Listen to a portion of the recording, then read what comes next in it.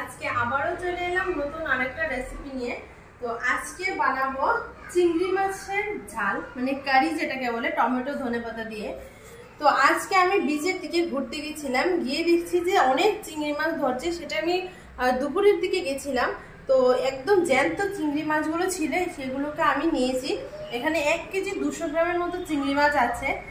আর এখানে চিংড়ি মাছটা খুব সস্তায় বিক্রি হয়। আমি এখানে 1 কেজি 200 গ্রাম চিংড়ি নিয়েছি 300 টাকায়। এখানে বাজার থেকে নিলে 500 টাকা হতো, যেহেতু আমি বিচের এখান থেকে ধরেছি, নিয়েছি, তার জন্য আমি এখানে 300 টাকা নিয়েছি। আর এখানে কেরালাতে চিংড়ি মাছটা এর থেকে আরো বড় বড় সাইজের পাওয়া যায়। এটা হয়তো সব থেকে ছোট, আর এর থেকে আরো অনেক বড় বড় চিংড়ি মাছটা পাওয়া যায়। আর এখানে খুব অ্যাভেলেবেলও। তো আমি একবার সব মাছগুলোকে কেটে ধুয়ে পরিষ্কার করে তারপর রান্নার সময় আবার আসছি। আর এখানে চিংড়ি মাছগুলো ধুয়ে বেছে আমি সব পরিষ্কার করে নিয়েছি এগুলো। আর এর সাথে এই রান্নাটা করার জন্য আমি এখানে নিয়েছি টমেটোটাকে আমি ভালো করে কেটে নিয়েছি। আর এখানে নিয়েছি পেঁয়াজটাকে আমি কেটে নিয়েছি। তার সাথে নিয়েছি ধনেপাতা, আর নিয়েছি এখানে আদা রসুনের পেস্ট 2 প্যাকেট নিয়েছি। আর এখানে মশলা নিয়েছি ধনে, জিরে, হলুদ, আর এখানে শুধু লঙ্কার গুঁড়ো, আর এখানে কিছু লাগবে না। আর নিয়েছি লবণ। তো এবার আমি কড়াটাকে ধরিয়ে দেব। কড়াটা গরম হতে তেলটাও দিয়ে দেব। তো কড়াটা আমি ধরিয়ে দিয়েছি। এবার আমি দিয়ে দেব তেলটা আমি কড়াতে দিয়ে দেব।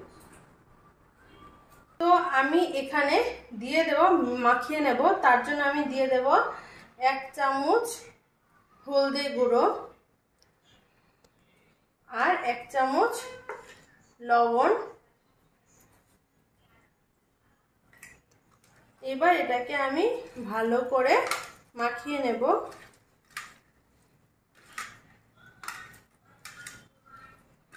এখানে মাছটাকে আমি ভালো করে মিশিয়ে নিচ্ছি।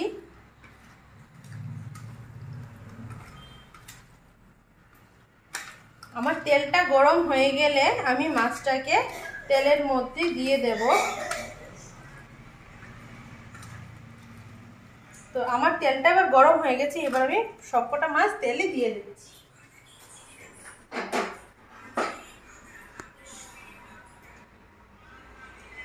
তো আমার তেলটা গরম হয়ে গেছে, এবার আমি মাছগুলো একে একে দিয়ে দিচ্ছি।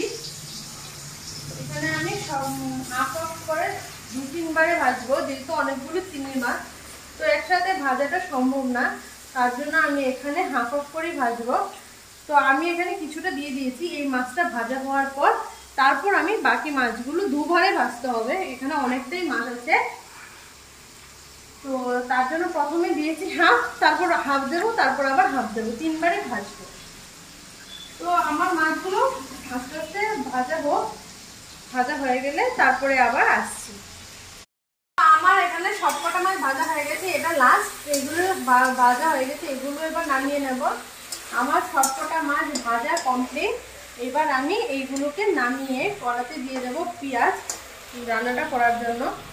তো তার জন্য মাছটাকে আমি বেশি কিন্তু ভাজিনি, আমি একটু হালকা করে ভেজেছি, বেশি একদম ফ্রাই করিনি, না হলে সেগুলো শক্ত হয়ে যাবে, একটু রাবার মতো হয়ে যাবে, খেতে ভালো লাগবে না। তার জন্য আমি চিংড়ি মাছগুলো, প্রত্যেকটা চিংড়ি মাছ আমি হালকা করে ভেজেছি, যাতে চিংড়ি মাছগুলো বেশি ভাজা না হয়ে যায় আর খেতেও সুস্বাদু হয়।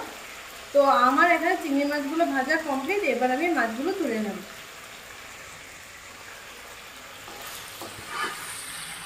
তেলটাকে ফেটে তুলে নিচ্ছি মাছগুলো।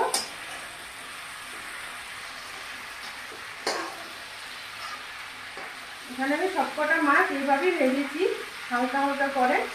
তো আমি এখন কড়াতে আর তেল দেবো না, যেহেতু এখানে অনেকটাই তেল আছে। এখানে আমি কড়াতে তেল দেবো না। এবার আমি কড়াতে দিয়ে দেবো পেঁয়াজগুলো দিয়ে এবার আমি ভেজে নেব। তো এখানে আমার পেঁয়াজগুলো দিয়ে দিই। এখানে আমি 3টে বড় সাইজের পেঁয়াজ কেটেছি। আমি এখন সবকটা পেঁয়াজ ছেড়ে দিচ্ছি। আপনারা চাইলে পেঁয়াজটাকে পেস্ট করেও দিতে পারেন, কিন্তু আমি গোটাই দিয়েছি, এভাবে কেটে কুচিয়ে দিয়েছি।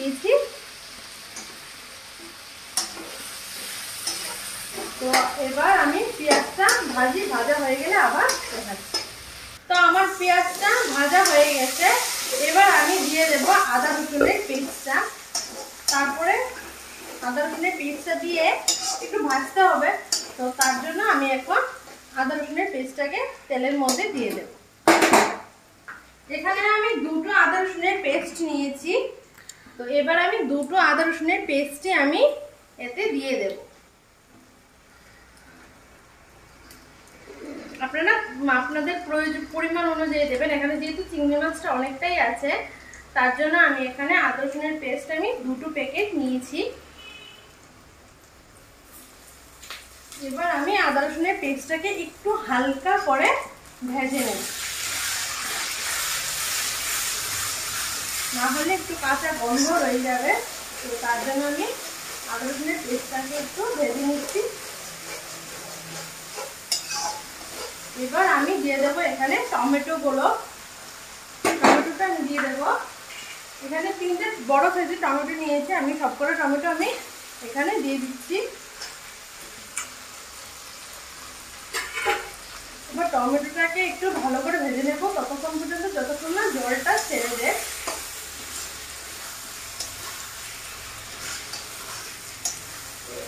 ভালো করে একটু কষিয়ে নেবো টমেটোগুলো, যাতে টমেটো দিয়ে জলটা ছেড়ে দেয়।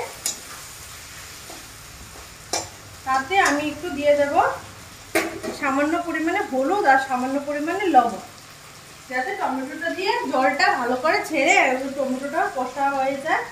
তো এখানে আমি দিয়ে দেব 1 চামচ, মানে তার থেকে কম, 1/2 চামচ হলুদের গুঁড়ো। আর এখানে যেহেতু তেলের মধ্যে একটু লবণ দিয়েছিলাম, তার জন্য এখানে দেব অল্প পরিমাণে লবণ। এবার এটাকে আমি ভালো করে কষিয়ে নেব। টমেটোটা ভালো করে সেদ্ধ হয়ে টমেটোটা দিয়ে জল ছাড়বে, তখন মশলাগুলো একে একে দিয়ে দেব।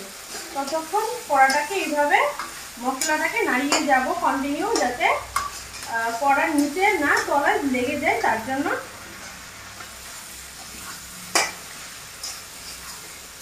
এবার টমেটোটাকে এভাবে কষলে কি হবে, টমেটো দিয়ে যে জলটা ছাড়ে তাতে এক্সট্রা জল মেশাতে হবে না, সেই টমেটোর জলটা দিয়েই মশলাটা ভাজা হয়ে যাবে। তো এইভাবে একটু থাকবে, তো তাতে কি হবে, টমেটোটা দিয়ে জলটা ছেড়ে দেবে আর মশলাটা ভালো করে ভাজা হয়ে যাবে। তো আমার দেখুন মশলাটা খুব সুন্দর ভাজা হয়ে গেছে আর টমেটোটাও একদম গলে গেছে, পুরো সেদ্ধ হয়ে গেছে। এবার আমি একে একে এখানে মশলাগুলো দিয়ে দেব। তো সবার আগে আমি এখানে দিয়ে দেব জিরে গুঁড়ো। এখানে আমি জিরে গুঁড়ো দিচ্ছি 1 চামচ। ধনে গুঁড়ো এখানে দেব 1 চামচ।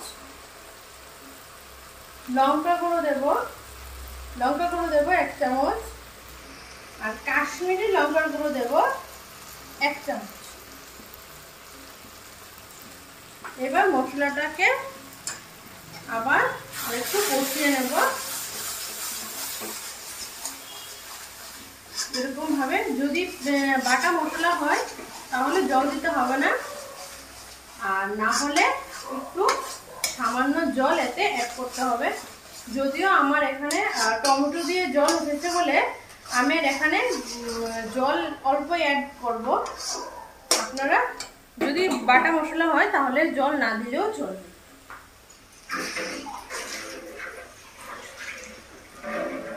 তো এখানে আমি অল্প পরিমাণে জল দিয়ে দিচ্ছি। এবার আমি মশলাটাকে ভালো করে ফুটিয়ে নেব।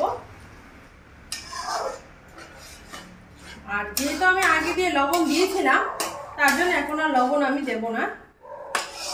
এবার ঝোলটা ফুটে গেলে আমি এবার মাছগুলো দিয়ে দেব।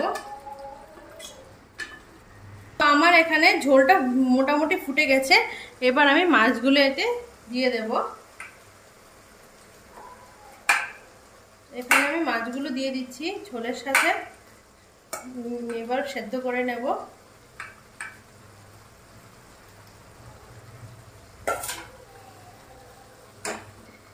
মাছটাকে একটু ঝোলের সাথে সেদ্ধ না করলে কি হবে, মশলাটা ভিতরে ঢুকবে না। তার জন্য ভালো করে মশলার সাথে মাছটাকে একটু কষিয়ে নিতে হবে।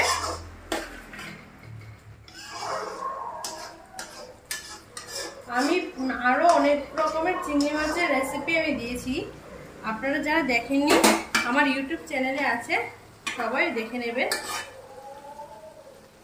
আর এইভাবে খেলে দেখবেন অবশ্যই ভালো লাগে।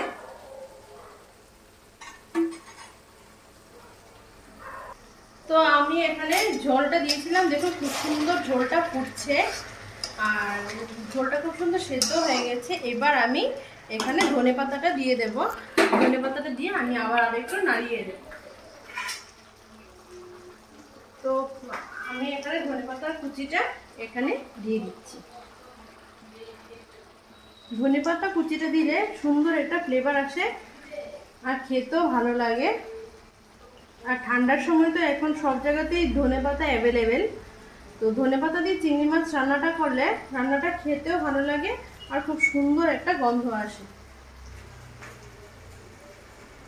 তা আমি এবার আরেকটু নাড়িয়ে দেব, যাতে ধনেপাতাটা মাছটার সাথে মিশিয়ে যায় আর ধনেপাতাটা সেদ্ধ হয়ে যায় ভালো করে।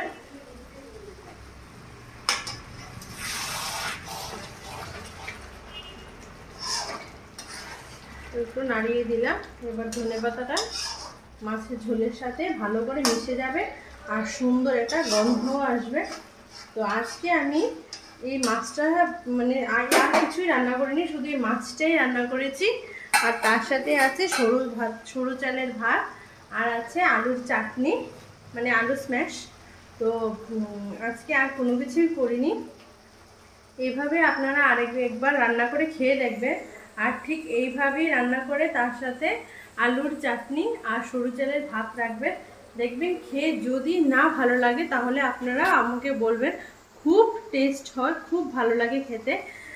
আর এইভাবে একবার রান্না করে তো এইভাবে আমি 3-4 মিনিট সেদ্ধ করব। সেদ্ধ করে আমি আবার আসছি দেখাতে। তো আমার এখানে রান্নাটা পুরো হয়ে গেছে, ঝোলটা পুরো শুকিয়ে গেছে আর খুব সুন্দর ফ্রাই হয়ে গেছে।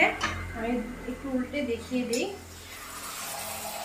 খুব সুন্দর তেলটা কিন্তু ছেড়ে গেছে আর খুব সুন্দরভাবে রান্নাটা হয়ে গেছে আর খুব সুন্দর কালারও এসছে। হয়তো ক্যামেরার জন্য আপনারা দেখতে পাচ্ছেন না, কিন্তু খুব সুন্দর একটা কালার এসছে আর খুব সুন্দর একটা ফ্লেভারও এসছে। তো আপনারা কাদের এরকমভাবে রান্না করে খেয়েছেন বা কাদের ভালো লাগে সেটা অবশ্যই কমেন্টসে বলবেন। তো আজকে আমার এ পর্যন্তই, আমার রান্নাটা কমপ্লিট, আমি এবার বন্ধ করে দেব। তো আজকে এ পর্যন্তই, আবার দেখা হবে নতুন আরেকটা রেসিপি নিয়ে। তো আজকের জন্য এই পর্যন্ত।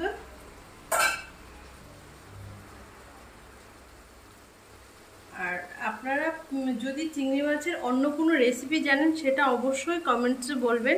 যদি চিংড়ি মাছের অন্য কোনো রেসিপি থাকে সেটা বলবেন, আমি ট্রাই করব, বানানোর চেষ্টা করব। আর কি দিয়ে দেখতে চাই সেটাও বলবেন। আর এখানে কিন্তু ঝোলটা পুরোটাই শুকিয়ে গেছে। এবার আমি গ্যাসটাকে বন্ধ করে দেব। তো আজকের জন্য টাটা।